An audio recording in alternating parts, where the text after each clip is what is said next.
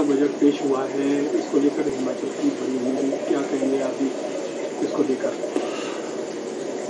केंद्र का जो बजट आज हमारे पार्लियामेंट में आज रखा गया, उससे जो है एक बार फिर दोबारा से बहुत बड़ी निराशा हाथ लगी है। चाहे देश की बात करें, चाहे प्रदेश की बात करें।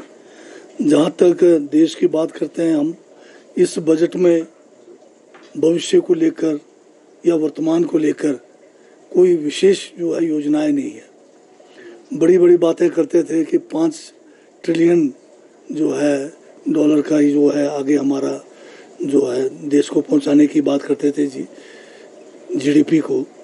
तो इससे तो लगता है कि हम जो 3 ट्रिलियन की बात हो रही है अभी, उस जो वर्तमान में हम उससे भी नीचे की तरफ चले जाएंगे, क्योंकि इस बजट में ना तो गरीबी रेखा से नीचे रहने वाले लोगों के उन्मूलन के लिए कोई स्कीम है, ना जो हमारे बेरोजगार हैं उनके लिए कोई स्कीम है, ना ही कोई हमारे जो खासकर हमारे किसान और बागवान हैं, ये तीनों वर्ग के लोगों को बड़ा निराश इस बजट ने किया है।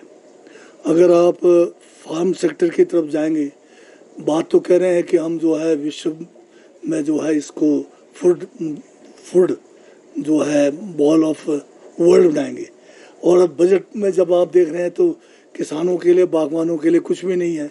खाली घोषणाएं करने से, खाली जुमलाबाजी करने से आप जो है वर्ल्ड का जो है फुटबॉल क्या कहते हैं बॉल बनना जो है कभी भी संभव नहीं हो सकता।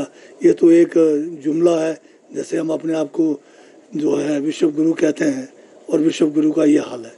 तो यहाँ पर जहाँ तक हम अगर हिमाचल के संदर्भ में बात करें, हिमाचल को इस बजट में कुछ नहीं मिला है। दोबारा से एक बार जो है हमें जो है झुंझुनू दे दिया गया है।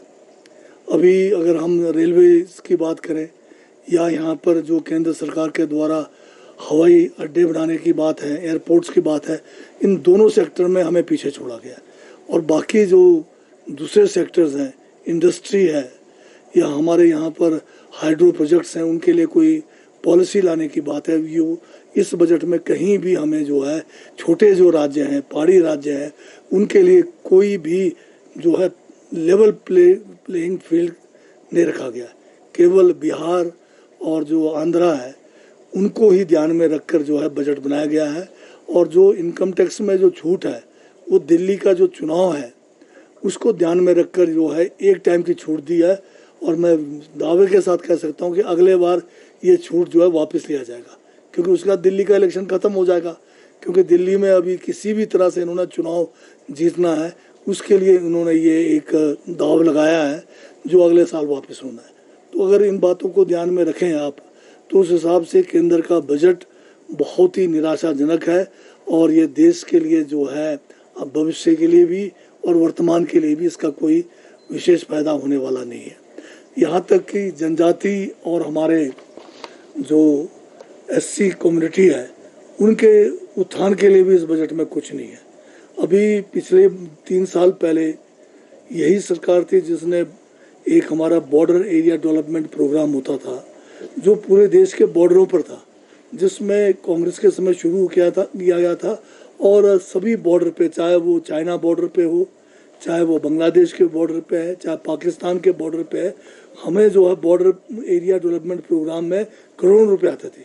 इन्होंने इस प्रोग्राम को बंद कर दिया और इसका नाम इन्होंने जो है वाइब्रेंट विलेज के नाम से रखा, जिसमें देश के 4000 विलेजेस को वाइब्रेंट विलेज के तहत लिया गया।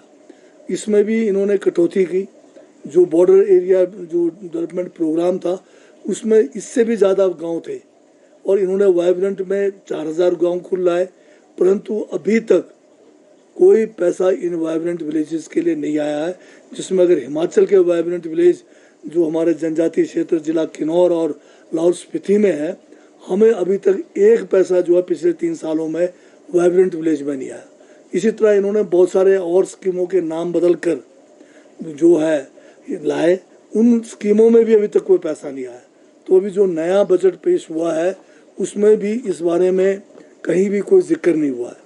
अब बजट के बाद हम देखेंगे और पता लगेगा कि कितना पैसा इन्होंने जो है जिन स्कीमों की घोषणा पिछले बजटों में की है उसमें कितना पैसा आएगा, वो अभी देखना रहता है। यहाँ पर